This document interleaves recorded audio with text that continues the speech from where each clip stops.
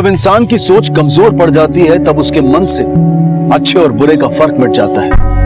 अपनी कमजोर सोच के दायरे में वो इतना सिमट जाता है कि उसकी सोचने समझने की सलाहियत बिल्कुल खत्म हो जाती है। वो बड़ी आसानी से किसी भी जुर्म का शिकार बन जाता है और घात लगाए मुजरिम ऐसे इंसानों की तबाही का जाल बुनने के लिए हमेशा तैयार रहते हैं। आज देखते हैं ऐसी एक कहानी जो हमारी सोच के दायरे पर सवालिया निशान लगाती है।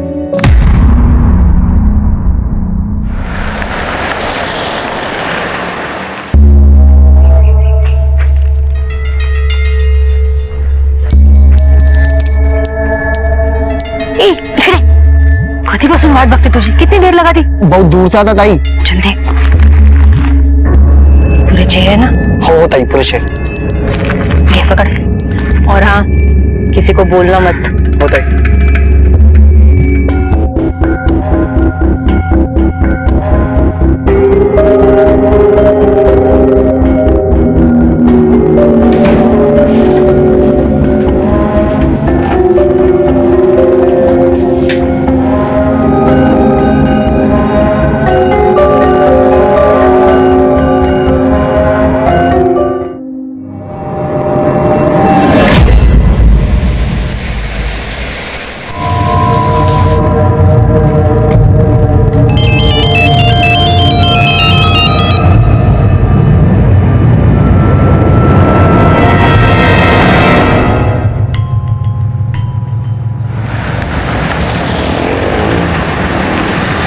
हाँ हाँ मेरा विश्वास करो, मैं किसी को कुछ नहीं बताऊंगी, लेकिन कुछ होगा तो नहीं ना? ठीक है।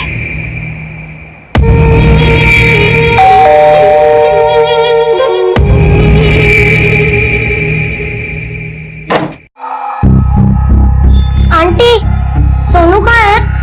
वो तुम लोग के स्कूल की छुट्टियां चल रही है ना, इसीलिए सोनू अपने दादी के यहाँ घूमने के लिए गया है। लेकिन आंटी सोनू अपने बर्थडे पे हमें पार्टी देगा ना? हाँ हाँ बिल्कुल, सबको पार्टी मिलेगी। ये! अच्छा सार्थक, तुम ना अपनी होमवर्क की कॉपी देके जाना, वो सोनू को भी होमवर्क करना है ना? ठीक है आंटी।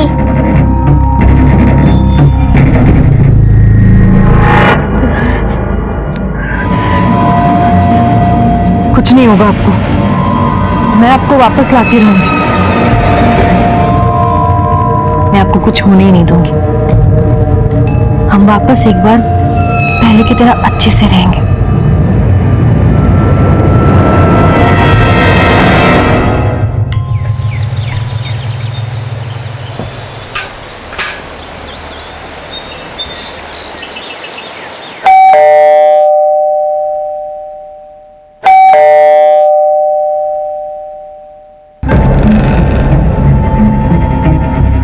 आई बाबा आप नमस्कार कर। ठीक है। आसू आसू। या बसा ना, मैं पानी लाती हूँ आपके। पानी वानी छोड़, फोन क्यों नहीं उठा रही थी हमारा? अरे आप बैठे तो सही। पहले बता हरीश कहाँ है? टूर से लौटा के नहीं अब तक? तेरी बात हुई इससे कुछ? नहीं मेरी तो कोई बात नहीं हुई उनसे। क्या मुझसे कोई बात नहीं हुई? वो 2-3 दिन पहले आने वाला था ना, और अभी तक नहीं आया।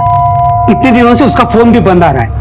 हाँ मैंने भी कई बार फोन किया लेकिन उनका फोन नहीं लग रहा, और ना ही उन्होंने मुझे फोन किया। मैंने उनके ऑफिस में फोन किया था आपको, तो उन्होंने बताया कि उनकी टूर कुछ दिनों के लिए एक्सटेंड हो गई है। देखा, एक फोन करता तो क्या बिगड़ जाता उसका?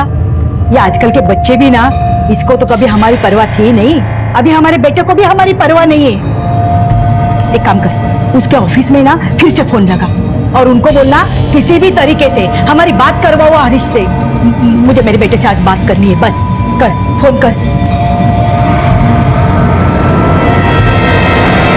सोनू, सोनू, अरे कहाँ गया?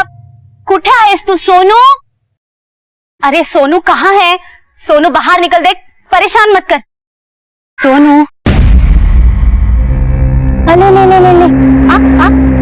आजा आजा आजा आजा आजा आजा आजा ले ले।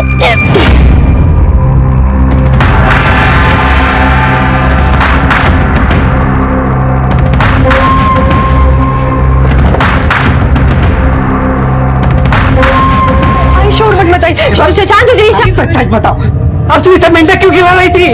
ये कोई आम सांप नहीं है, तब ये हरीश है।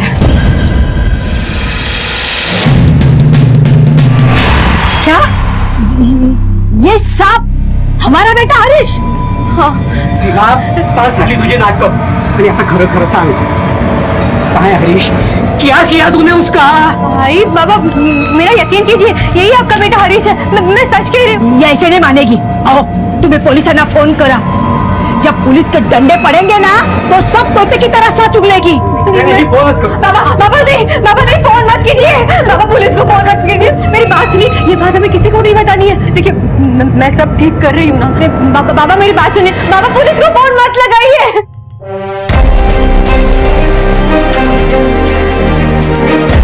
ऊपर से बोल रही है ये सांप हमारा बेटा हरीश है।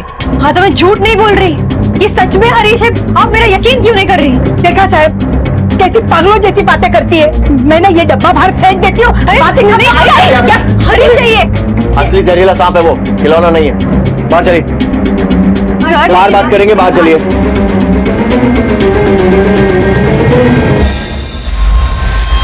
सर प्लीज मेरा विश्वास कीजिए, ये मेरे पति हरीश ही है। मनगढ़ंत कहानियां मत बनाओ, 21वीं सदी में हो तुम। इतना भी नहीं जानती कि जानवर जानवर होता है और इंसान इंसान। आपको यकीन नहीं हो रहा ना? ठीक है, मैं बताती हूँ आपको कि हुआ क्या था। 10 दिन पहले की बात है। मैं बहुत डर गई थी। मेरे तो समझ में ही नहीं आ रहा था कि मैं क्या करूं। फिर पता चला कि वो सांप नहीं, मेरे हरीश है। सांप मेरी तरफ पलटा और मुझसे कहने लगा कि मैं हरीश हूँ। वो मेरे पति हरीश है सर। देख झूठी कहानियां बनाना बंद कर और बता मेरा बेटा कहाँ है? आई मेरी बात देखो तुम्हारे पास अभी भी मौका है, सच सच बता दो कि हरीश को क्या हुआ, नहीं तो हमें तुम्हें थाने ले जाना पड़ेगा और वहां पर दूसरे तरीके भी हैं पूछताछ के। सर आप चाहे जिस तरह पूछताछ कर लीजिए, मेरा जवाब यही होगा कि ये सांप ही मेरे पति हरीश है सर। एक सांप आदमी कैसे हो सकता है सीमा? ये तुम्हारी कहानी है ना, झूठी है। ये कहानी नहीं है सर, ये कहानी नहीं है। तुम जो समर हाथ जोड़ते हैं, मुझे और हरीश को अकेले छोड़ दीजिए। अकेले? और भी सांप के साथ? देखो सीमा, अभी ये सांप वहीं जाएगा जहां पर उसकी जगह है, और वैसे भी सांप को पकड़कर घर में रखना एक कानूनन जुर्म है। तुम्हारे ऊपर केस हो सकता है। फिलहाल आप लोग हरीश की मिसिंग कंप्लेंट दर्ज कीजिए, हम लोग जांच शुरू करते हैं और हमें हरीश से जुड़ी हर बात जाननी है। सर आप हमारे बेटे को प्लीज ढूंढ लीजिए। हम लोग पूरी कोशिश करेंगे। कदम, कातर सर्पोद्यान में फोन करो और सर्पमित्र को बुलाओ और इस सांप को उसकी सही जगह पहुंचाओ। मैं हरीश को कहीं नहीं ले जा रही हूँ। मैं हरीश को कहीं नहीं ले जा रही हूँ। रुकिए आप। मैं हरीश को कहीं नहीं ले जा रही हूँ। रुकिए आप। मेरे पति हरीश है वो। आप मेरा यकीन क्यों नहीं करते? हरीश है। दूसरी तरफ पिंपरी में सीमा एक सांप को अपना पति मानती थी। आखिर ये माजरा क्या था? महाराष्ट्र के पिंपरी इलाके और मंजरी इलाके के ये दो अलग अलग केसेस क्या किसी न किसी तरह से आपस में जुड़े हुए थे? ये दोनों औरतें ऐसा क्यों कर रही थी? अजीब सा दिखने वाला ये केस आगे चलकर ऐसे कई राज खोलने वाला था जिसे सुनकर आपके होश उड़ जाएंगे। ये मेरे पति है। सुनिए मेरी बात। मैं हरीश का चुप हरीश। सर कुछ समझ में नहीं आ रहा है, बहुत अजीब सा मिसिंग केस है। अजीब नहीं है कदम, अजूबा है। पत्नी का कहना है कि पति है लेकिन सांप के रूप में। वो सांप नहीं, मेरे हरीश है। अब देखने में वो इतनी जाहिल भी नहीं दिखती है कि हम ये समझकर उसे नजरअंदाज कर दें कि शायद किसी ने उसे झांसे में ले लिया। सर ये आखिर हरीश होगा कहाँ पर? कहीं ऐसा तो नहीं कि हरीश अपनी मर्जी से घर छोड़कर चला गया हो? और अगर हाँ तो आखिर क्यों? या फिर ऐसा तो नहीं कि हरीश के साथ कोई हादसा हुआ हो? कदम, इस केस में हमारी प्राइम सस्पेक्ट सीमा ही है, क्योंकि जितनी झूठी उसकी कहानी है हो सकता है उससे ज्यादा झूठी उसकी लाइफ निकली। हमें इस केस की जड़ों को खोद निकालना होगा। सर अगर सीमा झूठ बोल रही है तो आखिर ये बेवकूफी भरा खेल उसने खेला कैसे? कहीं ऐसा तो नहीं कि जानबूझकर उसने इमोशनल ड्रामा किया ताकि हरीश के माँ बाप उसके बहकाव में आए और अपने बच्चे को पाने की चाहत में हमें इस केस से दूर रखे? फिलहाल किसी भी नतीजे पर पहुंचना जल्दबाजी होगी कदम। सबसे पहले सीमा और हरीश के रिश्तों के बारे में पता करो और यह भी पता करो कि ये मियाँ बीवी का कहीं किसी और से कोई चक्कर तो नहीं था। पड़ोसियों से पता करो कि दोनों की आपस में कैसी बनती थी और यह भी कि सीमा को कोई मेंटल प्रॉब्लम तो नहीं थी। Okay sir.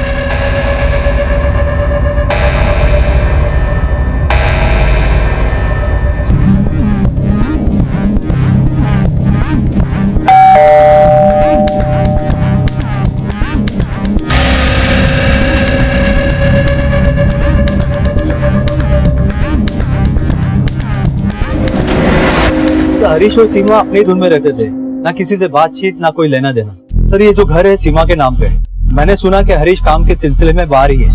सर कुछ दिन पहले मैंने कुछ देखा है सर। क्या देखा था आपने? सर हरीश और सीमा के बीच कुछ ठीक नहीं चल रहा था सर।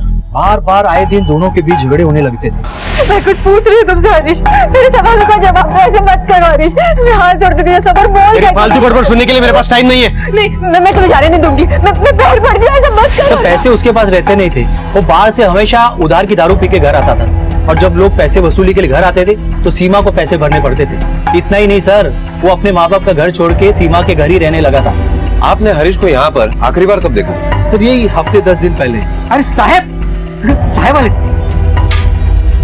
साहब, हमारे बेटे का कुछ पता चला? हमने उसकी फोटो भी दी थी आपको। साहब मेरे हरीश को ढूंढिए साहब। हाँ लेकिन उससे पहले ना ये सीमा को गिरफ्तार कीजिए। सब उसी ने गायब किया है मेरे बेटे को। ये बस पागलपन का नाटक कर रही है। एक बात बताइए, हरीश की और सीमा की शादी अरेंज मैरिज थी या लव मैरिज? Love marriage. दोनों की पहचान कहाँ पर हुई थी?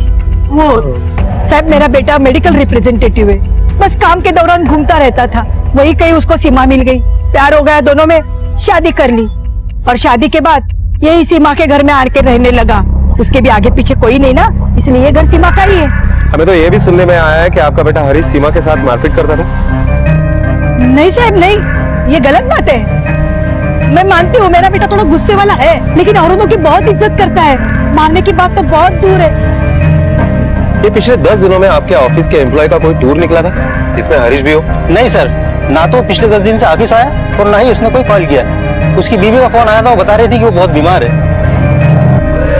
सर हरीश के बारे में हमने उसके पड़ोसी और उसके ऑफिस में पूछताछ की। पड़ोसियों का कहना है कि हरीश ज्यादा नशे में रहता था और अपनी पत्नी सीमा से मारपीट करता था। ऑफिस में भी उसका ट्रैक कुछ अच्छा नहीं है। ना ही हरीश पिछले 10 दिनों से ऑफिस गया है और ना ही 10 दिन पहले ऑफिस का कोई टूर बाहर गया है। माना कि सीमा के आगे पीछे कोई नहीं है, लेकिन उसके पास पैसा बहुत है और इन्हीं पैसों से हरीश अपना काम चलाता था। सर और एक बात, हरीश के माँ बाप का यकीन से यह कहना है कि हरीश के साथ जो कुछ भी हुआ है उसके पीछे सीमा का ही हाथ है। कदम कहीं ऐसा तो नहीं है कि अपने पति की इन्हीं हरकतों से परेशान होकर सीमा ने उसे मारा हो या मरवाया और फिर खुद को बचाने के लिए जानबूझकर ये सांप वाला ढोंग रचा? क्योंकि ये बात तो पक्की है कि वो कोई मानसिक रोगी नहीं है, सिर्फ हमें गुमराह कर रही है। इससे बात करने का टाइम आ गया। सीमा? और सीमा को कैसे नहीं है? हाँ, और क्या करना है? हाँ? मैं जा रही हूँ हरीश को ढूंढने, और मैं उन्हें मनुष्य के रूप में लेके ही घर वापस आऊंगी।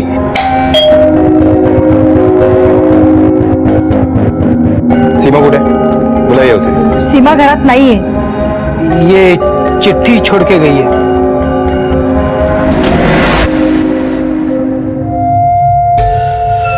जी क्या बात है योगिता, क्या चल रहा है ये सब?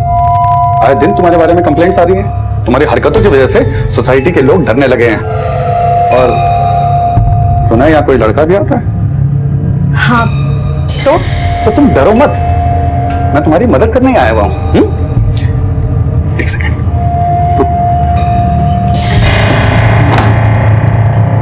देखो, मैं इस बिल्डिंग का सेक्रेटरी हूँ। तुम्हें किसी से कोई डरने की जरूरत नहीं, सब मेरी बात मानते हैं। बस एक बार तुम भी मेरी बात मान लो ना। मुझे तुम्हारी बात मानने की कोई जरूरत नहीं है, चल निकलो यहाँ से। देख, मैंने सुना कि तूने इस घर में एक चूहा पाल रखा है। बता, कहाँ छुपा के रखा है उसे? कहाँ छुपा के रखा वो चूहा नहीं, मेरा बेटा है। देखो, ये कहीं छुपाया होगा। मैंने किसी को कुछ नहीं छुपाया। आज तो मैं उसको बाहर फेंक कर ही रहूंगा। बता कहाँ? आप कहाँ? कहाँ है वो चूहा? सर पहले ये हरीश गायब होता है और उसके बाद उसकी बीबी सीमा। कुछ भी समझ में नहीं आ रहा है कि आखिर ये माजरा क्या है। और हम लोग एक्सक्यूज मी सर, ये रहे हरीश और सीमा के कॉल रिकॉर्ड्स और लोकेशन डिटेल्स। सर आज से ठीक 10 दिन पहले हरीश का फोन स्विच ऑफ हो गया था, लेकिन चौंकाने वाली बात यह है कि जब हरीश का फोन स्विच ऑफ हुआ था उसी वक्त सीमा का भी फोन स्विच ऑफ हुआ था। लास्ट लोकेशन हरीश का उसका घर ही था सर, और इन 10 दिनों में सीमा का फोन भी 2-3 बार बंद हुआ था। बस समझ में नहीं आ रहा है कि सीमा आखिर ऐसा कर क्यों रही थी। कहीं ऐसा तो नहीं कि वो अपना फोन जानबूझकर स्विच ऑफ कर रही थी ताकि उसके लोकेशन के बारे में पता ना चले, या फिर हरीश से पीछा छुड़ाने के बाद वो किसी दूसरे को जाकर मिलती थी और उस वक्त वो फोन बंद रखती थी। सर कॉल रिकॉर्ड्स में और एक नंबर सामने आए हैं, ये रहे उसके रिकॉर्ड्स। मैंने इसके भी डिटेल्स मंगवाए हैं सर। ये नंबर किसी काजल पवार के नाम पे रजिस्टर है सर। एड्रेस पिंपरी का है और हरीश का काफी आना जाना होता है उस एरिया में। उस एड्रेस पर चलते हैं। ओके सर, चलो।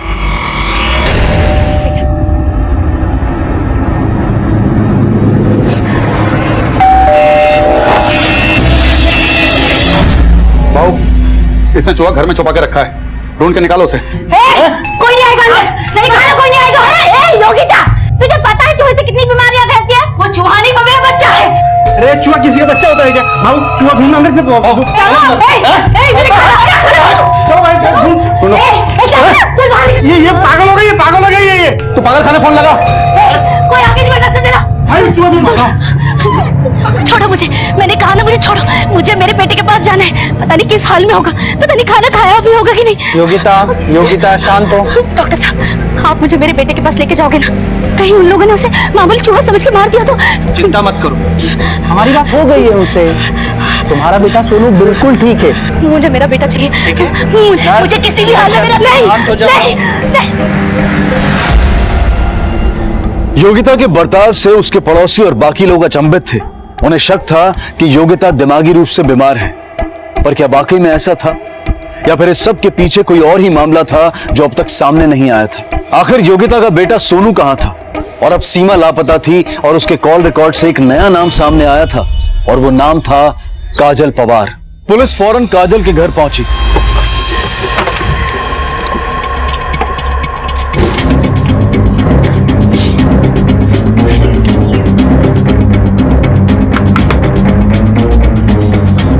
लगता घर में कोई है नहीं, आस पड़ोस में पूछताछ करो, शायद कुछ पता चले। अरे सुनो, क्या? जी साहब, क्या हुआ? इस घर में काजल नाम की लड़की रहती है ना? हाँ साहब। क्या तुम्हें पता है कि ये घर कब से बंद है? साहब ये तो पता नहीं है, क्योंकि 2 दिन से हमने काजल और उसके पति को यहाँ पे देखा ही नहीं है। पति? हाँ। क्या नाम है उसके पति का? वो तो पता नहीं साहब, मैंने कभी पूछा नहीं, लेकिन आते जाते देखा है काजल को और उसके पति को।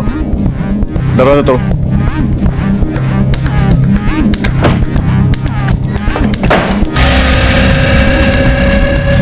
पूरे घर में ढूंढो, बात कहां से आ रही है। जाओ चारों तरफ देखो, ऊपर देखो, आवड़े तिगड़े बक। सर ये देखिए,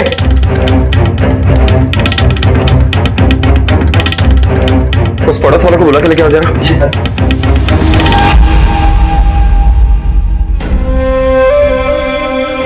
जरा ठीक तरह से देखकर बताना, यही काजल है ना? और ये इसका पति? अच्छे से पूरे घर की तलाशी लो, एक एक कोना छानो, देखो कुछ मिलता है क्या। सर मुझे लगता है कि इनको पहले मारा गया और बाद में आकर जलाया गया है, क्योंकि अगर इन्हें जिंदा जलाया जाता तो पूरे घर में कहीं ना कहीं तो आग के या शगल के निशान जरूर मिलते। जाहिर सी बात है कि लाश की आइडेंटिटी छुपाने के लिए इन्हें जलाया गया। बॉडी को पोस्टमार्टम के लिए भेजो। Okay sir.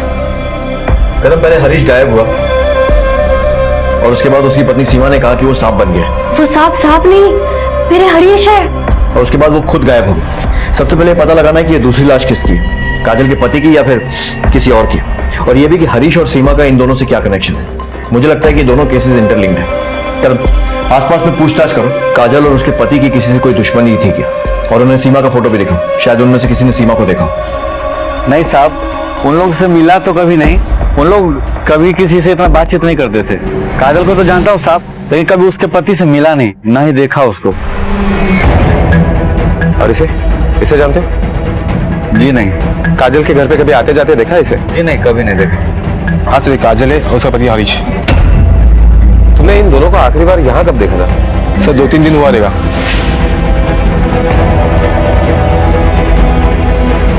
कदम इसका मतलब यह है कि काजल के घर पर जो दूसरी लाश मिली वो शायद हरीश की हो सकती है। कदम, काजल के पड़ोसियों का कहना है कि हरीश ही काजल का पति था। इसका मतलब यह है कि हरीश 2 जिंदगियां जी रहा था और सीमा को भी चीट कर रहा था। सर कहीं ऐसा तो नहीं कि यही बात सीमा को पता चल गई और उसी वजह से उसने हरीश और काजल को मार डाला? लेकिन एक बात समझ में नहीं आ रही, कि सीमा और काजल आपस में कांटेक्ट में कैसे है, और क्या इन दोनों को हरीश की सच्चाई पता थी, या फिर सीमा ने जानबूझकर काजल से दोस्ती की ताकि वो हरीश और काजल दोनों को ठिकाने लगा सके, और क्या हरीश को पता था कि ये दोनों आपस में बातें करते थे? इन सारे सवालों के जवाब सिर्फ सीमा दे सकती है, और वो गायब है। सीमा घरात नहीं है, वो कहीं चली गई है। सीमा का फोटो हर जगह सर्कुलेट करवाओ और खबरियों के नेटवर्क को भी एक्टिवेट करो। हमें हर हाल में ये सीमा चाहिए। Okay sir.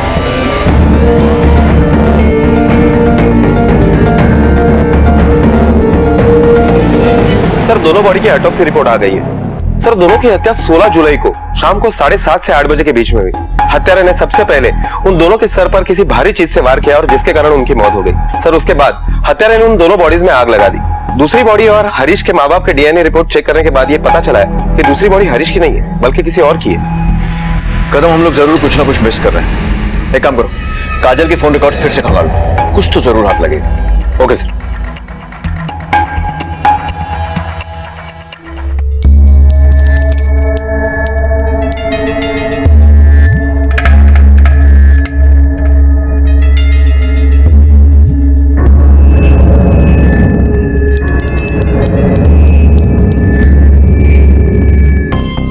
सर हाँ कदम, काजल की कॉल रिकॉर्ड तो हमने अच्छी तरह से चेक किए लेकिन उसमें कुछ खास नहीं मिला। लेकिन हाँ सर, काजल के बारे में एक चौंका देने वाली बात सामने आई है। काजल के नाम पर और एक नंबर रजिस्टर्ड था जिस पर हरीश और सीमा के अलावा और एक नंबर से फ्रिक्वेंटली बात हुआ करती थी। वो नंबर किसी मंजीरी इलाके के योगिता ठाकुर के नाम पर रजिस्टर्ड है। फौरन इस एड्रेस पर पहुंचो और इस योगिता से बात करो और पता करो कि वो इस ट्रायंगल के बारे में क्या जानती है। Okay sir.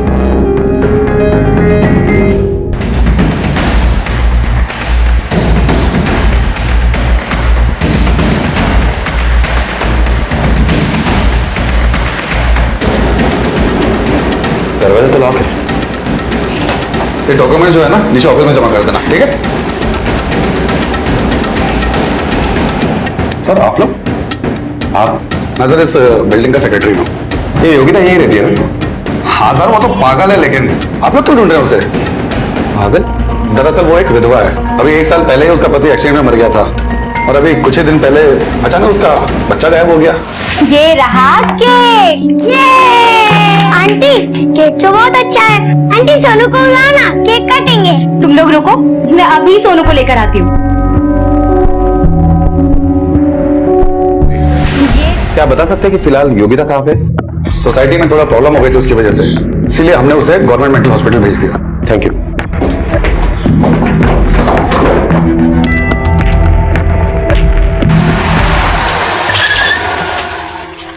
हेलो सर, एक तरफ वो सीमा है जो एक सांप को अपना पति मान बैठी है और दूसरी तरफ इस मेंटल हॉस्पिटल में योगिता जो अपने बच्चे को चूहा बता रही है।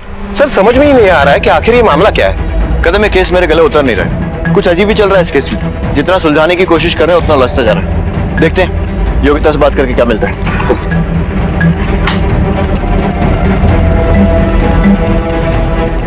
घबराओ मत योगिता, हम लोग तुम्हारी मदद करने आए। बैठिए। योगिता, तुम्हारा बेटा सोनू का है, उसके बारे में कुछ बता सकती हो? बताओ योगिता, सोनू कहाँ है? सोनू को तो वो म्युनिसिपैलिटी वाले लेकर गए ना साहब। पता नहीं मेरा बेटा किस हाल में होगा। साहब मेरे बेटे को ढूंढ दो ना साहब। हम तुम्हारे बेटे को तुम्हारे पास लाने में पूरी मदद करेंगे, पर पहले ये बताओ कि तुम्हारा बेटा सोनू क्या हुआ उसके साथ? साहब 2 महीने पहले उसे बुखार हुआ था और इतना बुखार कि ठीक ही नहीं हो रहा था। मेरे सारे पैसे भी खर्च हो गए थे उसके पीछे। सोनू बेटा उठ, देख हॉस्पिटल बस थोड़ी दूर है, बस थोड़ी देर पैदल चल रहे। हाँ चल सोनू, बस 2 कदम बेटा, चल 2 कदम, बस आ गया। ये तूने बहुत गलत किया योगिता। अगर एक ताबीज से तेरे इस चूजे की जान बचा सकता हूँ ना, उसी ताबीज से इसको कहाँ गायब करूंगा ना, किसी को कुछ पता नहीं चलेगा। अब तो खुद झक मार के गिड़गिड़ाते हुए इस बिस्तर पे लाएगी मुझे। अरे जा, निकल यहाँ से। मुझे लगा कि वो धमकी दे रहा है, लेकिन एक दिन सोनू सच में घर वापस ही नहीं आया।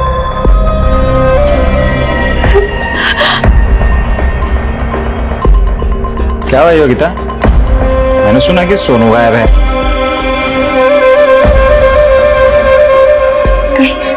कहीं सोनू को तुम देख तुम? हाँ क्या किया मेरे बेटे के साथ? बोलो, कहाँ है मेरा बेटा? कहा था ना मैंने, ये सब मेरे बाएं हाथ का खेल है। अरे गायब तो मैं तुझे भी बिना ताबीज के कर लेता, पर क्या है कि जो मजा रजामंदी में है वो जबरदस्ती में नहीं।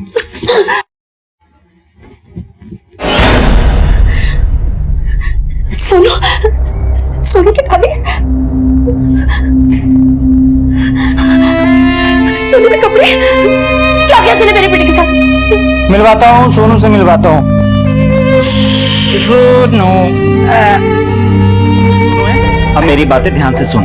अगर तू इसे पाना चाहती है तो आज से जो कुछ भी मैं बोलूंगा चुपचाप वही कर। और हाँ, इस बारे में अगर किसी को भी कुछ भी पता है तो तेरा सोनू हमेशा का हमेशा चूहा ही बना रहेगा। उसने ना सिर्फ मेरी इज्जत लूटी बल्कि मेरा घर, मेरा पैसा, यहाँ तक कि मेरा बेटा भी छीन लिया। मुझे सिर्फ अपना बच्चा चाहिए था। किसी भी हाल रमेश ने मेरे को कहा कि अगर मैं 1 साल तक उसकी बात सुनूंगी तो वो मेरे बेटे को, मेरे सोनू को चूहे से इंसान बना देगा। मैं बस उसी दिन का इंतजार कर। मुझे मेरा सोनू वापस लौटा।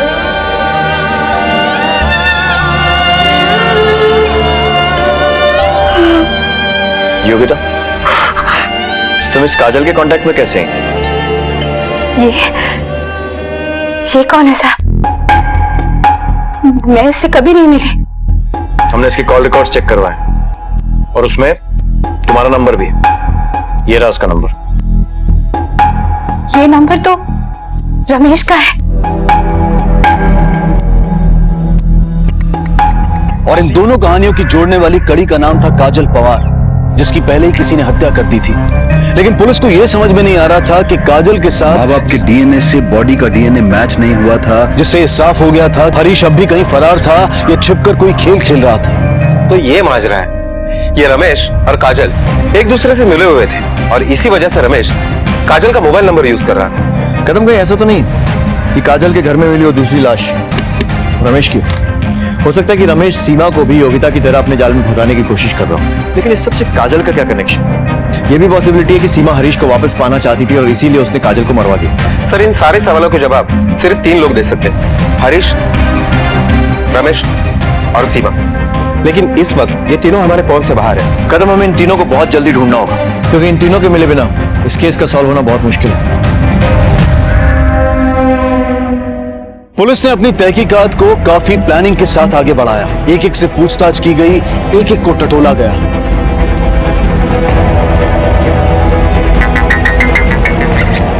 हेलो सर, सीमा का पता चल गया है। एड्रेस बोल। छोड़िए, मुझे क्यों लेकर आए आप? मेरे पति की जान खतरे में, मुझे उसे बचाना है। मेरे पति की जान खतरे में, छोड़िए मुझे, जाने दीजिए। शांत रहा। और अब ये बताओ कि ये सब चल क्या रहा है? तुम एक सांप को अपना पति बता रही थी और उधर वो योगिता एक चूहे को अपना बेटा बता रही है। योगिता, मैं कुछ नहीं जानती सर, मैं आपको कुछ नहीं बता सकती। मेरे पति की जान खतरे में, पता नहीं उन लोगों ने।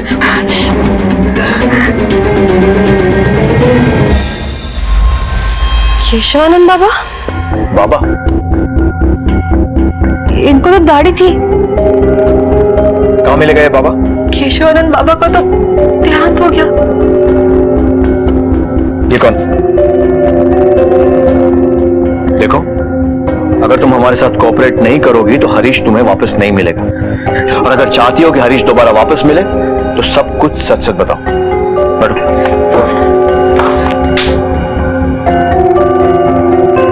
बोलो। अरे बोला ना मैंने, फिर से बोलूं? अच्छा ठीक है, लव यू। अब हो गई खुश? बाद में बात करता हूँ। किसका फोन था? एक कस्टमर का कॉल था। ऐसा कौन सा कस्टमर है तुम्हारा जिसको तुम लव यू कहते हो? तुम्हारा जरूर किसी के साथ चक्कर चल रहा है ना? क्या बेकार की बातें कर रही हो? ऐसा कुछ नहीं है। अभी पता चल जाएगा। लो फोन दो। फोन में क्या करो? अरे हरीश, हरीश, मैं जानती थी कि हरीश मुझसे कुछ छुपा रहा है, इसीलिए मैंने उस पर नजर रखना शुरू कर दिया।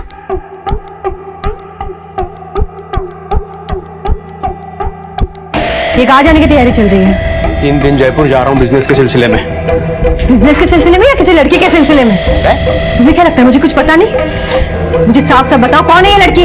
तेरी फालतू बड़बड़ न करो। फालतू बड़बड़ नहीं करा थे मुझे सब पता है। ये बिजनेस ट्रिप वगैरह ना किसी और को बताना। मैं कम पड़ गई थी, ये कहीं और मुंह मारने चले गए। बहुत हो गया हरीश, मैं तुम्हारे साथ नहीं रह सकती, मुझे डिवोर्स चाहिए, डिवोर्स। मेरे बिना रहने की कोशिश करके देख लो, और अगर जम रहा है तो मुझे बताओ, आज ही डिवोर्स दे दूंगा तुझे। मैंने हरीश को वापस पाने के लिए सब कुछ किया, हर मंदिर में चढ़ावा चढ़ाया, हर जगह मन्नतें मांगी, पर कोई असर नहीं हुआ। फिर एक दिन हेलो, नमस्ते, मेरा नाम काजल है। काजल ने मुझे बताया कि उसकी एक पड़ोसी थी जिसका पति एक औरत के चक्कर में फंस गया था। उस पड़ोसी को एक बाबा मिले जिन्होंने उसके पति को उस औरत के चुंगल से छुड़ा दिया। काजल मुझे उस बाबा के पास लेकर गई। मेरे बिना बताए बाबा को सब पता चल जाता। दूध में मिलाकर तुम्हें और हरीश को पीना होगा, और याद रहे हरीश को इसकी भनक तक नहीं लगनी चाहिए।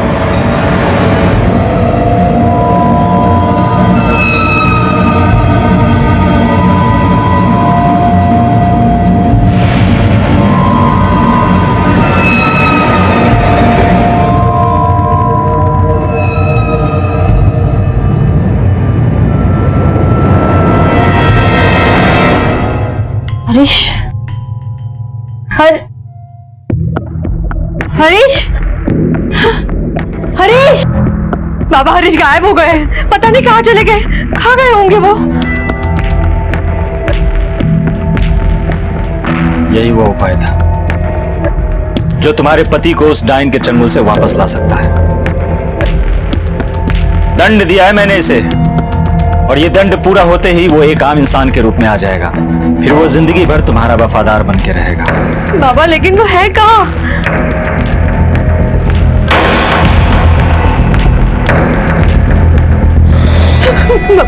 बाबा ये सांप? नहीं, सांप नहीं, हरीश।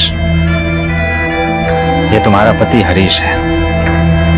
देखा बाबा का चमत्कार? सर्प योनि में आकर इसके सारे पाप धुल जाएंगे। फिर 1 साल बाद पूर्णिमा की रात हम महायज्ञ करेंगे। उस यज्ञ के बाद हरीश फिर से अपने मानव रूप में आ जाएगा, और तब तक इसका ख्याल रखना होगा। और इसके बारे में भूल से भी मत बताना किसी को कि हरीश सांप कैसे बना। और इस विधि के दौरान तुम्हें भी कुछ खास तरीके के क्रिया करने होंगे। उसके बाद बाबा जो कहते वो मैं करती। उस दिन आपके जाने के बाद मैंने बाबा से बात करने की बहुत कोशिश की, लेकिन उनसे बात नहीं हो पाई। पता नहीं हरीश कहाँ होंगे, किस हालत में होंगे।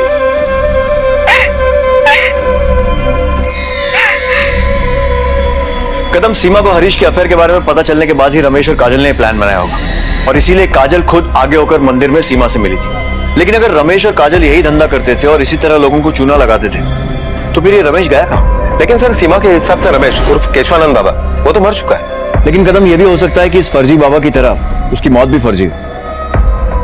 तो फिर काजल के घर में मिली वो लाश किसकी थी, और काजल को किसने मारा?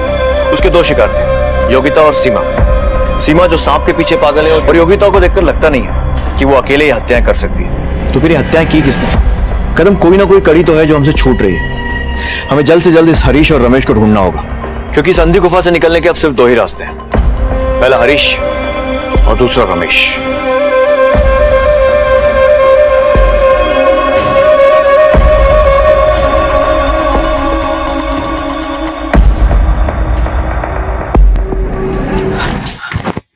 इतनी खातिरदारी काफी है, और कुछ पेश करूं तेरे लिए?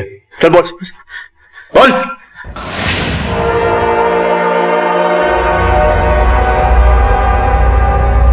क्या हुआ हरीश?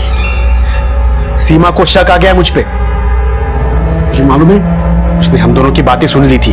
हाथों के पीछे पड़ गई मैं। समझ में नहीं आ रहा है क्या करूं। तुम्हें पता है, दुनिया भर की प्रॉपर्टी है उसके पास, उसके नाम पे। इतनी प्रॉपर्टी कमाते कमाते मेरे 3-4 जन्म निकल जाएंगे। फिर मेरे पास एक सॉलिड प्लान है। फिर काजल ने मुझे रमेश से मिलवाया, और हमने एक प्लान बनाया नकली बाबा का। मैंने वो दूध पिया ही नहीं, फेंक दिया पलंग के पीछे। उस पाउडर वाले दूध को पीकर सीमा बेहोश हो गई।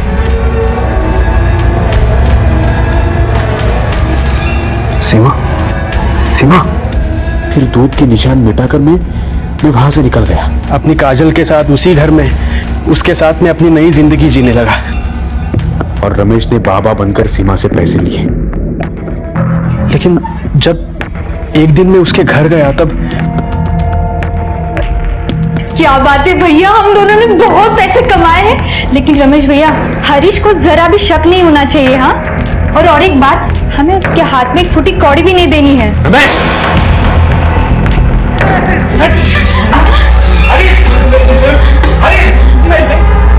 उस दिन मैं होश में नहीं था सर। समझ में नहीं आ रहा था कि ये मेरे से ऐसा कैसे हो गया। मुझसे बहुत बड़ी गलती हुई सर। मेरे हाथ तो कुछ लगा ही नहीं, ऊपर से मैंने अपनी बीवी को धोखा दिया। उस बीवी को जो मेरे लिए सब कुछ कर रही थी। सारे पैसे और जेवर काजल के घर में थे। मुझे मालूम था उन दोनों ने वो कहाँ पे छुपा के रखे थे। मुझे किसी भी हाल में वो पैसे चाहिए थे, इसलिए मैं वहां पे पहुंच गया। लेकिन सर, आप लोगों ने मुझे पकड़ लिया। सीमा हरीश को अपना पति मानती थी और उससे बहुत प्यार करती थी। लेकिन हरीश ने इस रिश्ते की बुनियाद ही लालच की ईंट पर रखी थी, और लालच की बुनियाद पर रखा गया हर रिश्ता एक ना एक दिन जरूर गिरता है। रमेश ने योगिता के साथ पहले झूठी हमदर्दी दिखाई, उसकी मदद की, लेकिन कई बार जिंदगी में शैतान हमसे फरिश्तों की शक्ल में आकर टकरा जाते हैं। योगिता आज तक इस सच को स्वीकार नहीं कर पाई है कि उसका बेटा उसके साथ नहीं है। योगिता के बेटे का राज रमेश के साथ दफन हो गया है, लेकिन फिर भी पुलिस उसकी तहकीकात कर रही है। बड़ी पुरानी कहावत है कि हम जैसा बोते हैं वैसा ही काटते हैं, और इसका सीधा उदाहरण हमने देखा है कि हम अपनी मेहनत पर विश्वास करें, किसी के बारे में बुरा ना सोचें और किसी भी तरह के लालच को अपने दिल में पनाह ना दें, क्योंकि किसी के दिल में पनपा लालच अक्सर कई लोगों की जिंदगियां उजाड़ देता है। देखते हैं हमारे आज के एपिसोड की दूसरी कहानी।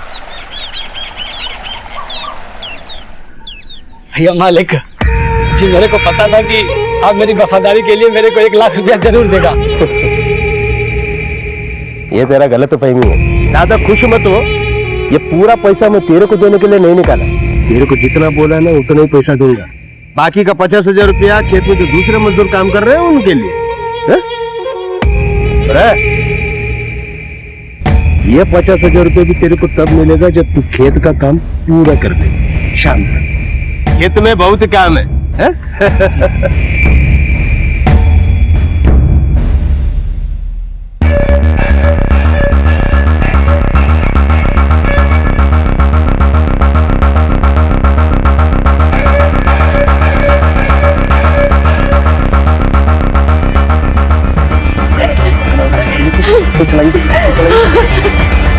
मंजू, मंजू क्या हुआ?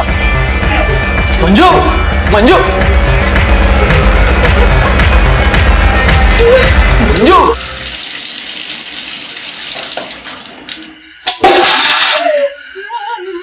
मंजू, मंजू क्या हुआ? मंजू कहाँ गई थी? मंजू क्या हुआ? मंजू बोलो।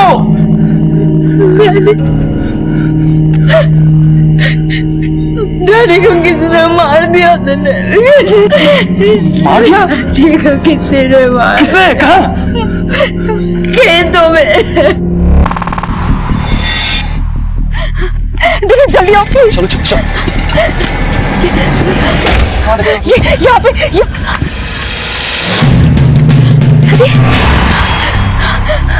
कहाँ देखा था? मैंने डैडी को यही देखा था। तो यहाँ तो कोई लाश नहीं है। हाँ पर मैंने ये देखो, ये देखो खून। एक बात बताओ, डैडी को कहीं तुमने ही तो नहीं मारा?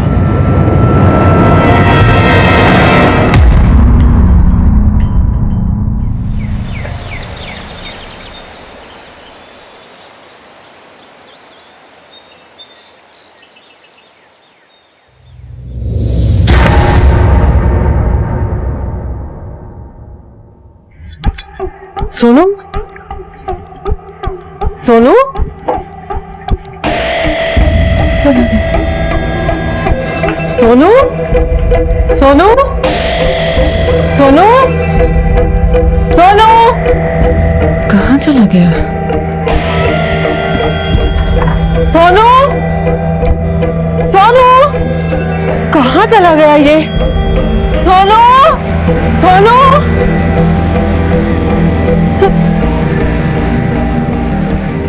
सुनिए। आपने मेरे सोनू को देखा? इतना सा है। कहाँ? एक मिनट, आपने सोनू को देखा कहीं? सोनू? जाने का दादी के साथ जाने का। सोनू? जाने का ना? अरे रुको सोनू! सोनू? सोनू? कहाँ चला गया था तू? कब से ढूंढ रही है तुझे? ऐसे नहीं जाते बिना बताए, हाँ? मम्मी कितना परेशान हो गई थी। चलो चलो घर चलते हैं, हाँ? कहाँ ले जा रहे बच्चे को? ये बच्चा मेरा है। ये सोनू है मेरा। ये सोनू नहीं है, गोपाल है, गोपाल। पागल कहीं का छोड़। अरे नहीं सोनू नहीं। सोनू तो नहीं है ये। सोनू कहाँ गया? सोनू?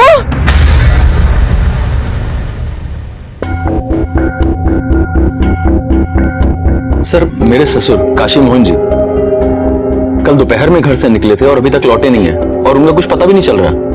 कल दोपहर से अभी तक 15 घंटे होते और कोई भी मिसिंग कंप्लेंट 24 घंटे के बाद ही दर्ज होती। सर ये आप क्या बात कर रहे हैं?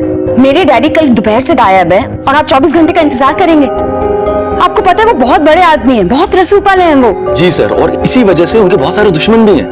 अगर इसी 24 घंटे में उनको कुछ हो जाता है तो इसका जिम्मेदार कौन होगा? देखिए, हमारे लिए अमीर और गरीब ऐसा कुछ नहीं होता, सारे नागरिक एक जैसे ही होते हैं। एफआईआर तो 24 घंटे के बाद ही दर्ज होगी। आप उन्हें ढूंढने का काम हम अभी से शुरू करते हैं। उनकी फोटो है आपके पास? जी। अपने पिता काशी मोहन की लाश देखने का दावा करने वाली मंजू ने उनकी गुमशुदगी की रिपोर्ट पुलिस में क्यों लिखवाई थी? क्या वाकई मंजू ने अपने पिता की हत्या की थी? काशी मोहन काफी पैसे वाले व्यक्ति थे और अक्सर लालच जुर्म की पहली दस्तक होती है। तो क्या किसी ने पैसों के लालच में आकर काशी मोहन की हत्या कर दी थी? अगर मंजू ने काशी की लाश खेत में देखी थी तो फिर आखिर लाश गई कहाँ? मैंने डैडी को यही देखा था। ये देखो, ये देखो खून। क्या यह भी मुमकिन था कि काशी की मौत हुई ही ना हो? दूसरी तरफ शारदा नाम की एक औरत पागलों की तरह अपने बेटे सोनू को ढूंढ रही थी। सोनू! सोनू! आखिर कहां था उसका बेटा?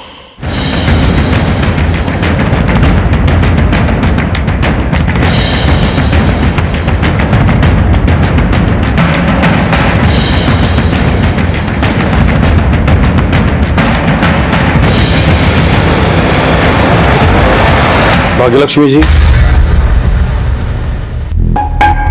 मंजू के डैडी कल दोपहर करीब 1 बजे हमारे नौकर हीरा के साथ घर से बैंक जाने के लिए निकले थे।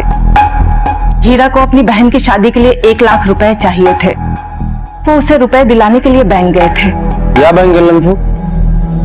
ज्योति बैंक। और ये हीरा आपके यहाँ कब से काम कर रहा है? हीरा हमारे यहाँ 15 सालों से काम कर रहा है, लेकिन ये हिसाब किताब के पक्के हैं।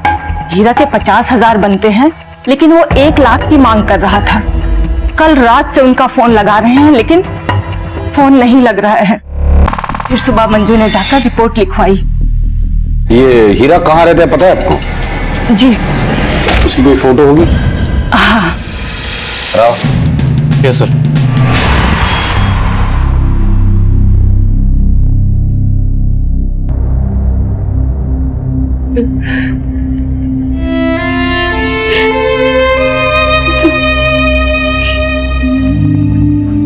मेरा बच्चा।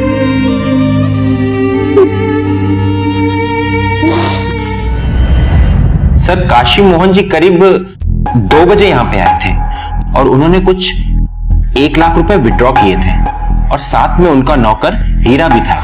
ये पूरा पैसा मैं तेरे को देने के लिए नहीं निकाला। तेरे को जितना बोला ना उतना ही पैसा दूंगा। बाकी का 50,000 रुपया खेत में जो दूसरे मजदूर काम कर रहे हैं उनके लिए।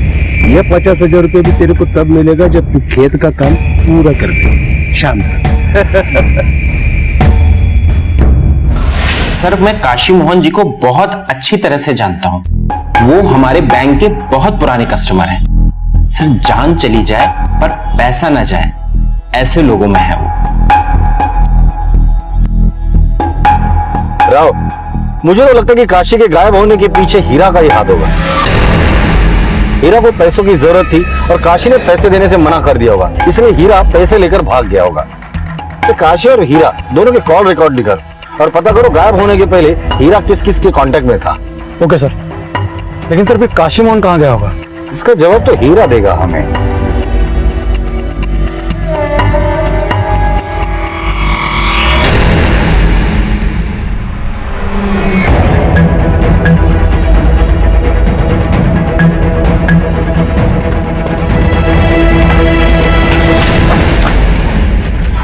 ये सामान पैक करके कहाँ जाने की तैयारी हो रही है?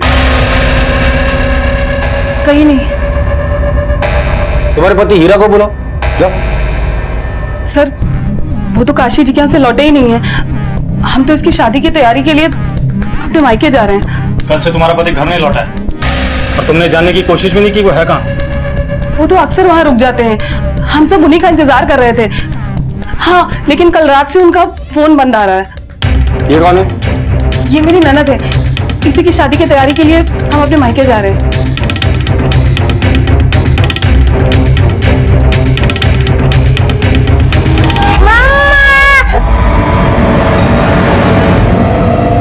इधर चलो। रुको, पहले ये बताओ कि तुम कल रात में खेत में क्या करने गई थी?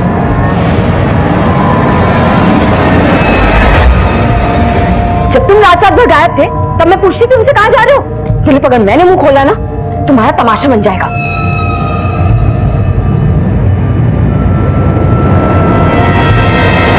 सच सच बता दो, वरना सच गुलवाने के और भी तरीके आते हैं हमें। बहन की शादी के लिए भाई ने अपने मालिक को गायब किया और अब तुम लोग उसे छुपाने की कोशिश कर रहे हो। सर मैं सच बोल रही हूँ, हमें कुछ नहीं पता, हम आपसे क्यों छुपाएंगे। सर मेरा भाई ऐसा नहीं कर सकता, वो बहुत ईमानदार है। उसका मालिक उसे चाहे जितना पीटे, जितनी गालियां दे, लेकिन वो कभी उफ तक नहीं करता। तुम्हारा भाई ईमानदार होगा, लेकिन पैसा अच्छों का ईमान डगमगा देता है। 1 लाख रुपए की जरूरत थी, लेकिन काशी ने 50,000 देने का फैसला किया था। हो सकता है उसी के लिए हीरा ने काशी जी को गायब किया हो। उन दोनों के बीच क्या चल रहा था ये तो हमें नहीं पता, लेकिन इतना जरूर पता है कि इसकी शादी के लिए हमें 1 लाख रुपए की बहुत जरूरत थी। और इसकी कीमत तुम लोगों ने काशी को गायब करके लिया? नहीं सर, हमें इसके बारे में कुछ भी नहीं पता।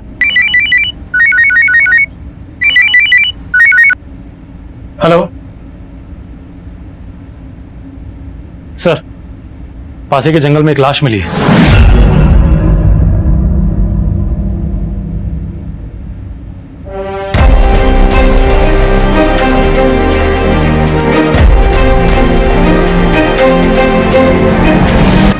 सर आइए सर, मैंने आपको फोन किया था।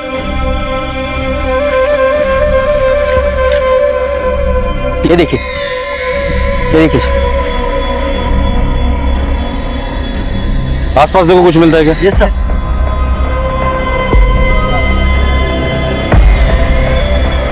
तो हीरा है। सर इसकी बॉडी पर चोट का कोई भी निशान नहीं है। गला घोट के मारा होगा इसे। और सर इसके पास से कोई सामान भी नहीं मिला है और न ही पैसे। कहीं से काशी ने वो नहीं मारा। बॉडी को पोस्टमार्टम के लिए भेज दो। राव, काशी नागू कवाली। काशी की फोटो हर पुलिस स्टेशन में हर जगह पे सर्कुलेट कर दो। Okay sir. अगर हीरा मर चुका है तो काशी कहाँ है? हमें जो इन्फॉर्मेशन मिली थी उसके मुताबिक आखिरी बार दोनों साथ में ही थे। पुलिस को अब तक यह शक था कि काशी मोहन की गुमशुदगी के पीछे उसके नौकर हीरा का हाथ हो सकता था, लेकिन हीरा की मिली लाश ने इस केस की दिशा ही बदल दी और अब पुलिस को यह शक था कि शायद हीरा की मौत के पीछे काशी मोहन का हाथ है। क्या हीरा को वाकई काशी ने मारा था? और अगर हाँ तो क्यों? क्या इस हत्या के पीछे की वजह वो 1 लाख रुपए थे जो उस रोज काशी ने बैंक से निकाले थे? जी मेरे को पता था कि आप मेरी वफादारी के लिए मेरे को 1 लाख रुपया जरूर देगा। ये पूरा पैसा मैं तेरे को देने के लिए नहीं निकाला, तेरे को जितना बोला ना उतना ही पैसा दूंगा। आखिर मालिक और वफादार नौकर के रिश्तों में ये जुर्म की आग कैसे लगी? इस केस में पुलिस के सामने कई और चुनौतियां आने वाली थी, जिसके बाद ये केस उनके लिए और मुश्किल होने वाला था। अब तो हम ये सोच के चल रहे थे कि काशी के गायब होने के पीछे हीरा का हाथ है, पर यहाँ तो मामला उल्टा हो गया। सर हम हीरा और काशी की तलाश में निकले थे और मिली हमें हीरा की लाश, और काशी अब भी गायब है। सर कहीं ऐसा तो नहीं काशी और हीरा के बीच में पैसों को लेकर बहस हुई हो और इसी बहस में काशी के हाथों हीरा की हत्या हो गई हो और उसे ठिकाने लगाकर काशी गायब हो गया हो? काशी के जितने भी रिश्तेदार और दोस्त है सबसे पूछताछ करो, कोई ना कोई इन्फॉर्मेशन तो जरूर हाथ लगेगी। Yes sir. सर ये रही काशी और हीरा की कॉल रिकॉर्ड्स और हीरा की postmortem report sir. Postmortem report के हिसाब से हीरा की मौत गले की हड्डी टूटने से हुई है। और सर कॉल रिकॉर्ड्स के हिसाब से काशी और हीरा के मोबाइल की लास्ट लोकेशन काशी के खेत की है।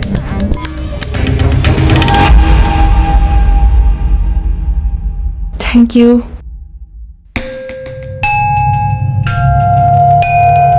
अरे ये देखो मैं चॉकलेट ले आई।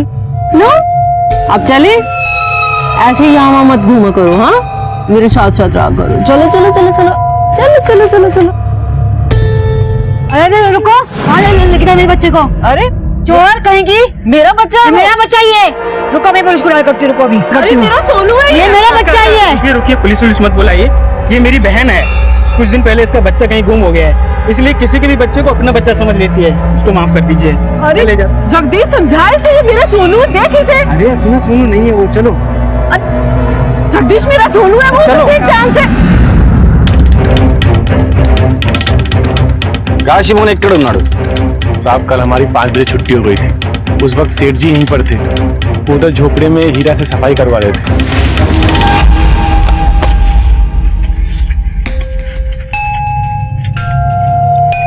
कर रहा आज का काम तुम लोग का खत्म हो गया है? अब कल आना और पगार कल देगा तुम लोग का सबका। जाओ। कल मालिक, काम करते करते शाम होने वाला है। आपसे पैसे देने के लिए बोला था, आपने कहा था दूंगा।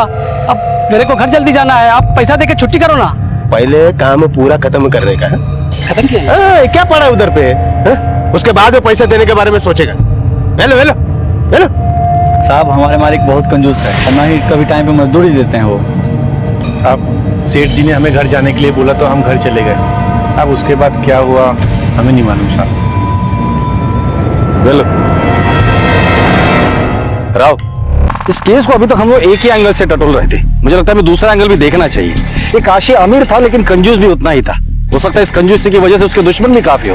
पता करो इन काशी की किन किन लोगों से बनती नहीं थी। Okay sir.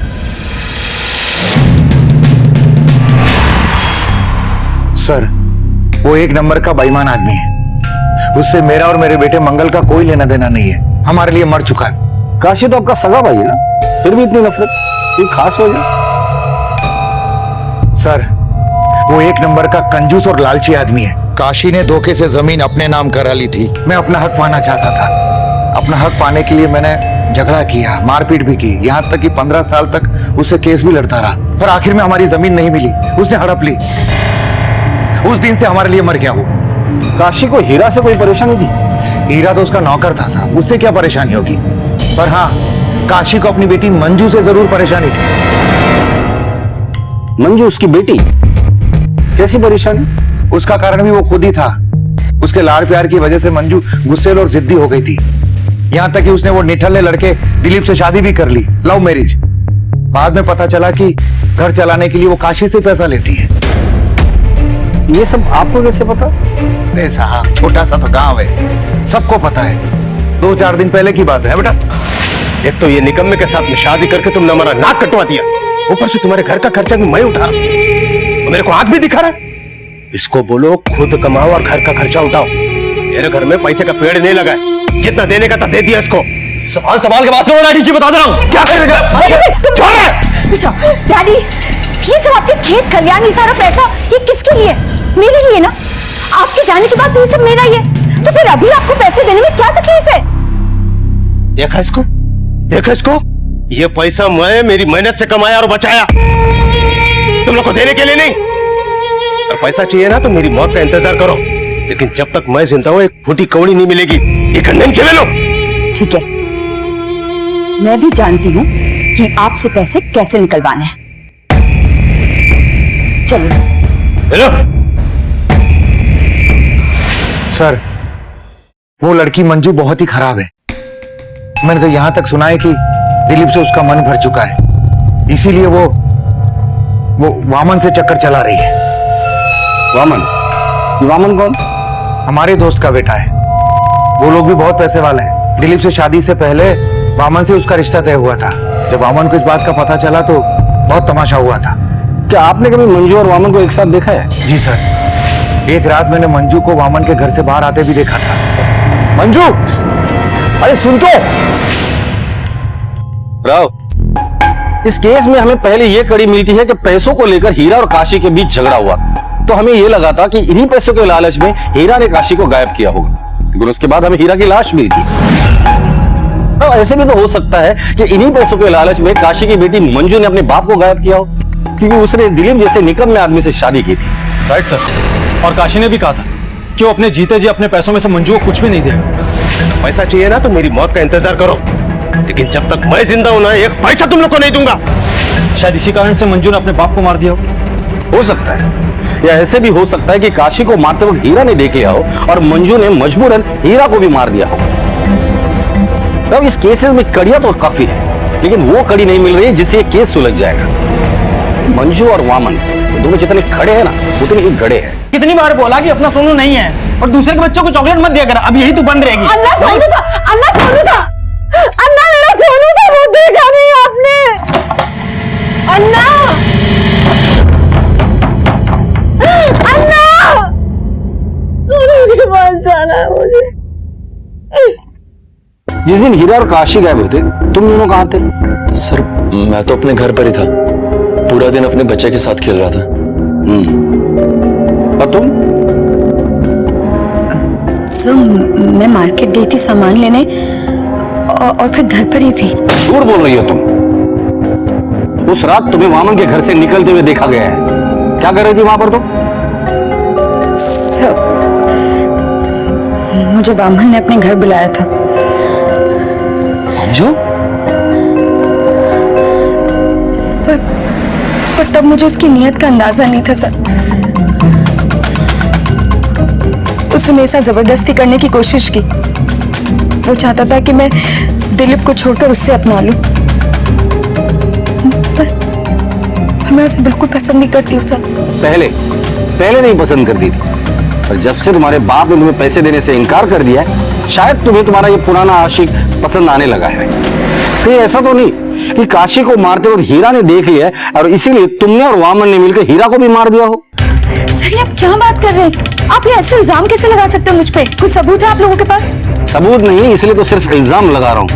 मंजू जी, जिस दिन सबूत मिल जाएंगे ना, सलाखों के पीछे होगी तुम। मंजू ने दिलीप से कहा था कि उसने काशी की लाश देखी थी, लेकिन पुलिस में गुमशुदगी की रिपोर्ट लिखवाई। पुलिस को हीरा की लाश मिली। मंजू ने अपने पिता की मौत की बात पुलिस से क्यों छिपाई और मंजू ने इस बात को राज क्यों रखा? वो लड़की पागल हो गई सर। मैं क्यों उसे अपने घर बुलाने लगा? वो खुद मेरे घर आई थी और वो कोई हूर परी तो है नहीं कि मैं उसके साथ जबरदस्ती करूंगा। अब वो बात अलग है कि दिलीप से पहले उसकी शादी मुझसे तय हुई थी, लेकिन सर उसने शादी तोड़कर हमारी बेइज्जती की है। कैसी दोस्ती निभाई तूने काशी? पूरे गांव के सामने मेरी इज्जत का जनाजा निकाल दिया। अरे जब तेरी बेटी किसी और से प्यार करती थी तो हमसे रिश्ता जोड़ा ही क्यों? और अब रिश्ता तोड़कर हमारा मजाक उड़ा रहे हो? रामा गारू ऐसा नहीं है। इसमें डैडी की कोई गलती नहीं है। ये मेरा फैसला है कि मुझे शादी किससे करनी है। आप लोग निकलिए यहाँ से। जबान को संभाल के बात कर, समझी ना? गांव में खुद की इज्जत है नहीं, हमें तमीज सिखा रही है। आज दिखा रही है वो टके की औरत। मालिक, मैं कितनी बार बोला आपको कि वमन अपनी लड़की के लिए अच्छा लड़का नहीं है। तेरा काम खत्म हो गया? नहीं और बेइज्जती का बदला लेने के लिए तुमने हीरा और काशी को मार डाला। सर जी तो कर रहा था कि मैं उसे मार दूं, लेकिन अपने पिताजी की वजह से खून के घूंट पीकर रह गया मैं। ठीक है, इन्फॉर्म किए बगैर शहर छोड़ के मत जाना। सर काशी से दुश्मनी का कारण तो सबके पास था। इतना बेअसर आदमी अब तक गायब है, उसके छुपे रहने की कोई वजह नहीं है। और अब तो ऐसा लगता है कि काशी का भी काम तमाम हो गया होगा। और अगर ऐसा है तो आखिर मुजरिम है कौन? और काशी इस वक्त कहाँ है? और हीरा को किसने मारा होगा? मुझे लगता है इन सब के पीछे मंजू और वामन का हाथ है। इन दोनों के कॉल रिकॉर्ड्स निकालो, पता करो कि किस किस के कांटेक्ट में थे। इससे इन दोनों के आपसी संबंध भी सामने आ जाएंगे। Yes sir. हेलो, ठीक है सर। मंजू के पति दिलीप का मर्डर हो गया। चलिए पीछे हटिए। सर बॉडी को देखकर ऐसा लगता है कि इसके शरीर पर किसी धारदार हथियार से 3 से 4 वार किए गए हैं। बॉडी को पोस्टमार्टम के लिए भेज दो और आसपास देखो कुछ मिलता है क्या। शायद मर्डर वेपन यही हो। Okay sir. सर ये मोबाइल वहां झाड़ियों में पड़ा हुआ मिला। क्या ये दिलीप का मोबाइल है?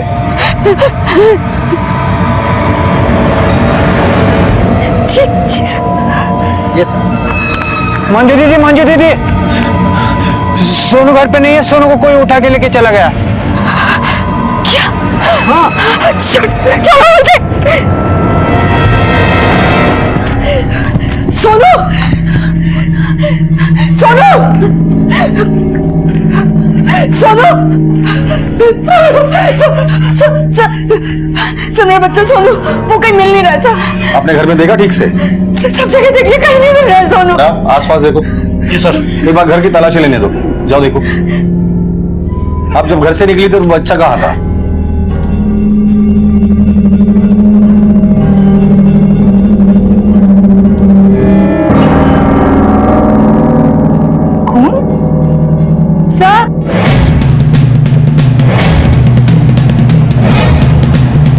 सर, ये साड़ी मिली है, पूरी खून सी भरी हुई।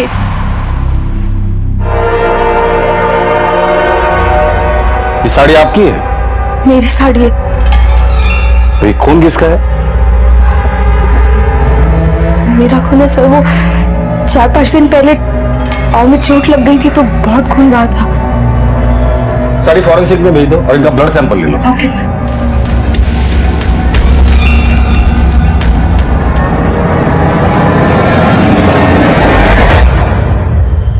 दिलीप की हत्या और सोनू के लापता होने से यह केस और भी संजीदा हो गया था। पुलिस को पहले इस सवाल का जवाब नहीं मिल पा रहा था कि हीरा की मौत और काशी की गुमशुदगी का राज क्या था, और अब दिलीप की हत्या ने इस केस में ऐसे कई और सवाल खड़े कर दिए थे जिनके जवाब ढूंढ पाना पुलिस के लिए आसान नहीं था। क्या हीरा और दिलीप का कातिल कोई एक ही था? तो क्या वो कातिल काशी ही था जो फरार था, या फिर इन हत्याओं के पीछे मंजू और वामन का हाथ था? पुलिस को अब भी इन सारे सवालों के जवाब ढूंढने थे, और तभी अचानक कुछ ऐसा हुआ जिसके बाद उनके हाथ एक अहम लीड लगी। दिलीप उस तरफ जंगल में क्यों गया था? दिलीप और मेरा झगड़ा हुआ था। झगड़ा? किस बात पर?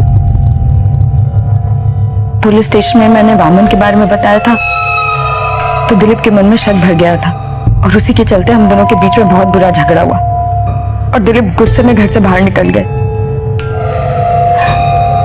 देर रात तक जब दिलीप घर नहीं लौटे तो मैंने उन्हें फोन किया, उनका फोन बंद आया।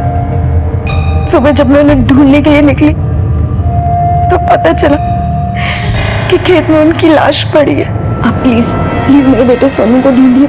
मुझे लगता है इन हत्याओं के पीछे हो ना हो मंजू और वामन का ही हाथ है, क्योंकि मंजू का अपने बाप के साथ पैसों को लेकर झगड़ा हो जाता है, और फिर मंजू का वामन के घर पे पाया जाना, इस बात को लेकर दिलीप के साथ उसका झगड़ा हो जाता है, और उसी रात दिलीप का भी मर्डर होता है और सोनू भी गायब हो जाता है। इस मंजू और वामन ने धीरे धीरे अपने रास्ते के सारे कांटे साफ कर दिए।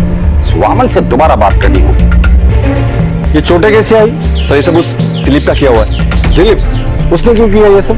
सर जिस रात को उसका खून हुआ था मेरे घर पे आया था सर वो। तुझे मैं छोड़ूंगा नहीं। तुझे नहीं छोड़ूंगा। तू कैसे आज के बाद अगर मेरे बेटे के आसपास भी आए ना तो तेरे सर धड़ से लग कर दूंगा, समझा क्या? चल निकल यहाँ से। चल चल चल निकल। चुप रहे। तोड़ दूंगा देखो, आज देख लूंगा मैं साले। यहाँ से। इसलिए तुमने उसे मार डाला? साहब हमने कुछ नहीं किया, आप अपना समय बर्बाद कर रहे हैं। आप जाइए और असली कातिल को ढूंढिए। हमारे समय की चिंता आप मत कीजिए, और असली कातिल कौन है हम जल्दी पकड़ लेंगे। इस बाप बेटे के पीछे 24 घंटे कांस्टेबल लगा दो। Okay sir. लेकिन सर काशी और सोनू को अब तक कुछ पता नहीं चला है। क्या पता वो दोनों जिंदा भी हैं या उन दोनों को भी मार दिया गया है। सर दिलीप के लाश के पास जो मोबाइल मिला था उसके कवर के पीछे एक और सिम कार्ड बरामद हुआ है सर। कल जब मैंने इसकी रिकॉर्ड पता किया तो पता चला कि इस नंबर से सिर्फ एक ही नंबर पे कॉल करता था दिलीप, और लास्ट कॉल कल 5 बजे किया गया है इस पे। ये सिम कार्ड मोबाइल में डाल के चेक करो किसका नंबर है। Yes sir.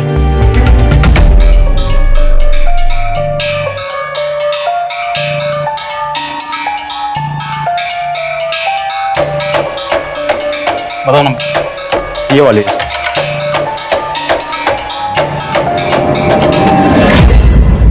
अरे दिलीप कहाँ है आप? कल से कोई फोन ही नहीं किया, कब से इंतजार कर रही हूँ। आप भी देर मत करो, जल्दी से आ जाओ। हेलो? इसका मतलब इस दिलीप की जिंदगी में कोई और भी औरत है। पता करो ये किसका नंबर है और एड्रेस निकालो। Yes sir.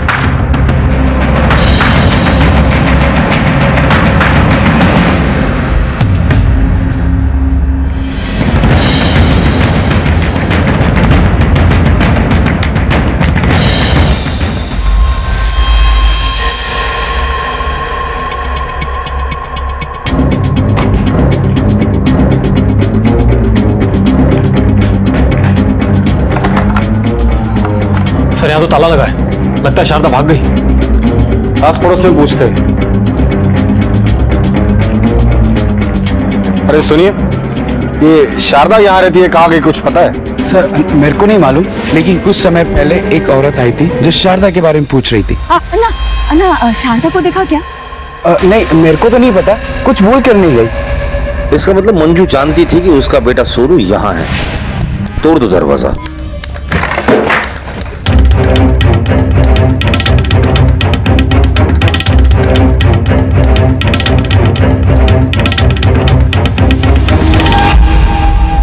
ये तो सोनू है, सोनू की फोटो यहाँ। तलाशी लो घर की, हो सकता है कि सोनू यहीं कहीं हो। Okay sir. सर कहीं ये शारदा सोनू की तो मां नहीं है। अगर शारदा सोनू की माँ है तो मंजू ये क्यों बोल रही कि सोनू उसका बेटा है? अच्छा बता सकते हो किसका बच्चा है? सर ये तो सोनू है, शारदा का बेटा। क्या? शारदा का बेटा ही नहीं? हाँ। तो जब से दिलीप उसको लेकर गया है ना, शारदा पागलों की तरह इसको ढूंढ रही है। ये दिलीप और शारदा का क्या रिलेशन है? सर दोनों तो पति पत्नी है ना। पति पत्नी?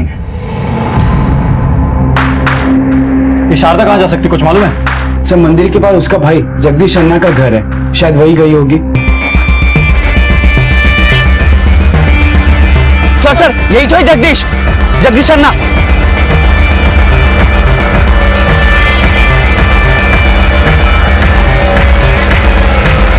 अरे साहब छोड़ दो मुझे, छोड़ो साहब। शारदा तेरी बहन है ना? हाँ। आए हो घर पे है साहब। चल बच्चे को कस्टडी में लो। लेकिन क्यों? छोड़ो। मेरे बच्चे को कहाँ लेके जा रहे हो? शारदा, दिलीप और मंजू के त्रिकोण ने पुलिस की थ्योरी को उलझा कर रख दिया था। सोनू शारदा का बेटा था या मंजू का? दिलीप की दोहरी जिंदगी और उसकी हत्या के राज का पता लगाने के लिए पुलिस ने शारदा और उसके भाई जगदीश पर शिकंजा कसा। सोनू को मंजू के घर से क्यों उठाया और दिलीप को क्यों मारा तुम लोगों ने? दिलीप को मैं क्यों मारूंगा साहब? मुझसे मेरी बहन का दर्द देखा नहीं जा रहा था। सोनू, ये बच्चा मेरा है। अन्ना सोनू था, अन्ना मेरा सोनू था, वो देखा नहीं आपने, इसलिए मैंने बच्चों को उठाया। सोनू और शारदा का रिलेशन क्या है? काशी कहाँ है? क्या किया तुम लोगों ने उसके साथ? साहब 8 साल पहले दिलीप और मेरी बहन शारदा की शादी हुई थी, बच्चा भी होने वाला था। बच्चे के आने की खुशी में बहुत खुश थे दोनों, पर दिलीप की आर्थिक स्थिति बहुत खराब थी साहब। साहब चलो शारदा, अरे जीजा जी कहाँ जा रहे हैं? अरे जगदीश, वो तेरी गाड़ी की चाबी मिलेगी क्या? हाँ मिलेगी ना। आप ही की गाड़ी से पूछना क्या है, मगर संभाल के जाइए। पता नहीं और कितना इंतजार कराएगा हमारा बच्चा।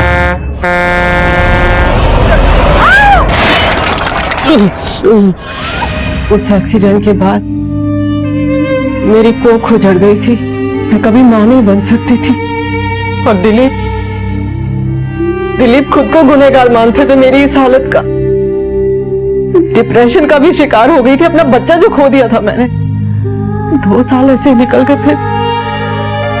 फिर अचानक एक दिन दिलीप। ये लो तुम्हारा सोनू। दिलीप ने मेरी खुशी के लिए मंजू से शादी की थी, अपने बेटे सोनू को मेरी गोद में डाला था। मेरी जान बचाने के लिए दिलीप ने ये सब किया था, और ये बात मुझे पता थी। सर वो मेरा बेटा है, मेरा सोनू। पर दिलीप उसे दूसरी औरत की गोद में डालता रहा। उसने मेरे साथ बहुत बुरा किया था सर। पहले उसने मेरे साथ प्यार का झूठा खेल खेला, और जब मैं उसके प्यार में पड़कर गर्भवती हो गई, तब मुझे लगा कि मुझे अपने डैडी को सब कुछ बता देना चाहिए। पर डैडी ने दिलीप को अपनाने से साफ मना कर दिया। पर मैं ही पागल थी ना सर, शादी तो मुझे दिलीप से ही करनी थी। इसलिए अपनी जिद में आके लव मैरिज की और अपने डैडी को झुका दिया। पर फिर उन्होंने हम सबको माफ कर दिया और हमें अपना लिया। दिलीप के पास अपना तो कुछ था ही नहीं सर, इसलिए मेरे डैडी ने ही हमें घर दिया, यहाँ पर काल में जरूरत की सारी चीजें दी, जिससे हमारी घर गृहस्थी अच्छे से चल सके। सब कुछ सही था सर। लेकिन जब सोनू पैदा हुआ ना तो दिलीप उसे अक्सर कहीं ले जाया करता था। और जब मैंने उससे पूछा, अरे ये रोज रोज सोनू को कहाँ ले जाते हो? अरे मंजू, वो बात क्या ना कि मेरे एक दोस्त का ना एक्सीडेंट हो गया था कुछ दिन पहले, और उसकी बीवी प्रेग्नेंट थी तो उसका मिसकैरेज हो गया और वो बेचारी इस सदमे में ना डिप्रेशन में चली गई। हमारे बच्चे को देखती है ना तो उसके चेहरे पर मुस्कुराहट आ जाती है थोड़ी सी। तो मैंने सोचा कि अगर अपने बच्चे की वजह से किसी की जिंदगी में खुशी आ रही है तो अच्छी बात है ना, तो बस उसी के पास ले जाता हूँ। तो तुमने पहले क्यों नहीं बताया? पिछले 4 साल से वो मेरे साथ ही खेल खेल रहा था। तो ये बात तुम्हें पता कैसे चली? मुझे ये बात वामन ने बताई थी और एक दिन मैंने दिलीप का पीछा भी किया था। मुझे पहले ही शक होने लगा था कि सोनू मुझे नहीं किसी और को अम्मा याद करके रोता था। लड़की, मेरी बहन के घर में क्या देख रही है तू? देख देख तेरी बहन ने क्या गुल खिला रही है, देख। तो क्या हुआ? पति पत्नी है वो। ये तुम्हारी सच्चाई?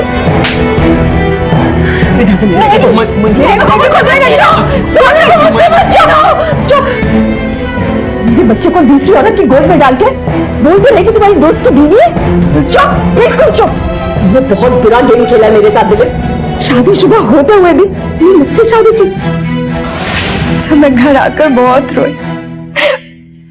कई बार मन में आया कि डैडी और अम्मा को सब कुछ जाके सच सच बता दूं, पर किस मुंह से बताती, जिसकी वजह से मैंने उन दोनों को छोड़ दिया। वही मुझे इतने सालों से धोखा दे रहा था। हिम्मत नहीं हुई सर, इसीलिए मैं और दिलीप एक समझौता के तहत घर में रहने लगे कि जब तक दिलीप शारदा को तलाक नहीं दे देता वो मेरे करीब नहीं आ सकता। वामन से तुम्हारा क्या चक्कर है? वामन को मेरी दुखती रग का पता चल गया था सर कि दिलीप से मेरी दूसरी शादी है जो गैर कानूनी है, और वो इसका फायदा उठा के मुझे कभी भी कहीं भी रोक लेता था। उस रात उसने मुझे घर बुलाया था और मेरे साथ जबरदस्ती करने लगा, और मैं जैसे तैसे अपनी इज्जत बचा के वहां से भाग निकली। हो सकता है तुम्हारी बात सच हो, पर इस सच्चाई को कैसे झुठलाओगी? राव, फॉरेंसिक रिपोर्ट से पता लग गया है कि वो साड़ी पे लगा हुआ खून तुम्हारा नहीं है। अब सच सच बताओ, वो खून है किसका? वो मेरे डैडी का खून था। उस रात को खुद को वामन से बचाकर मैं खेतों के रास्ते घर जा रही थी कि तभी मेरा पैर किसी से टकराया और मैं गिर गई। सर, जब मैंने ये बात दिलीप को बताई तो वो डैडी को देखने के लिए मेरे साथ खेत गया, और वहाँ डैडी की लाश थी ही नहीं। जब तुम्हें पता था कि तुम्हारे डैडी का मर्डर हुआ है तो ये बात तुमने हमें क्यों नहीं बताई? कहीं तुमने तो तुम्हारे डैडी को नहीं मारा और चुप रही अब तक। सब मैं बहुत डर गई थी, और फिर दिलीप ने भी कहा कि जिसने डैडी को मारा है कहीं वो हमारे परिवार को भी ना मार दे। तो अब ये डर चला गया? सर, जब दिलीप ही नहीं रहा, डैडी नहीं रहे, कुछ भी नहीं रह सकता, फिर डर किस बात का? ये ट्विस्ट तो उलझता ही जा रहा है। पहले हमें हीरा पर शक था, वो मारा गया। इसने भी ये किया है, वो इस परिवार का करीबी होगा। लेकिन सर, हमारे पास इस बात का कोई प्रूफ ही नहीं है।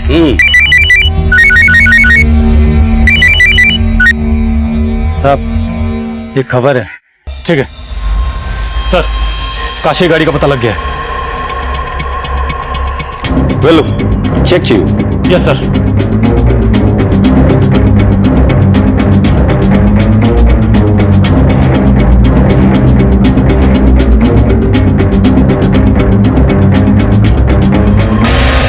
यहाँ पर जिसने गाड़ी खड़ी करी थी उसको देखा था तुमने? हाँ साहब, मैंने उस आदमी को देखा। स्केच बनवा सकते हो? हाँ साहब, कोशिश कर सकता हूँ। सर, स्केच रेडी है।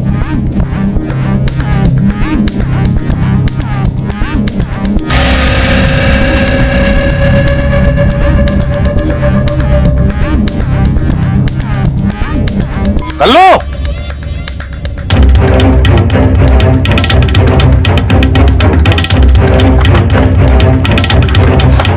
राव, दिख रहा है? Yes sir.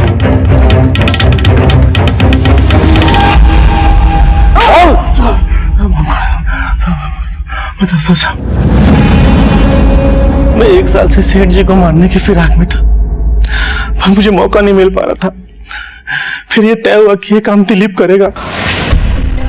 मैं दिलीप अपने काम को अंजाम नहीं दे पाया।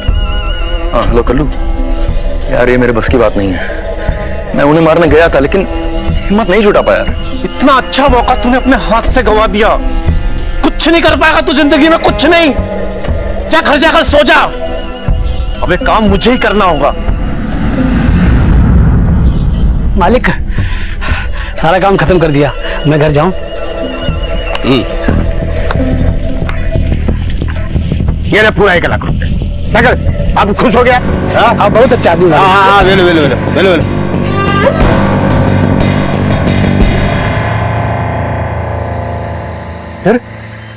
तुम लोग को छुट्टी दिया ना? वेलो। दिलीप को तूने क्यों मारा? साहब, दिलीप इस काम का राजदार था और किसी भी वक्त मुंह खोल सकता था, इसलिए साहब उसको मारना मेरी मजबूरी थी।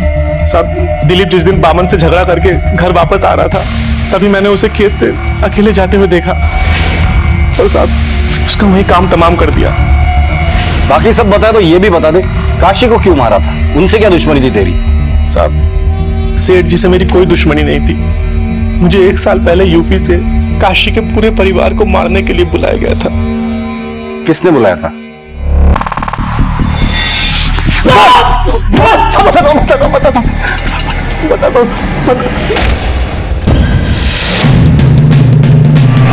मेरे बाप ने सारी जमीन मेरे भाई काशी के नाम कर दी।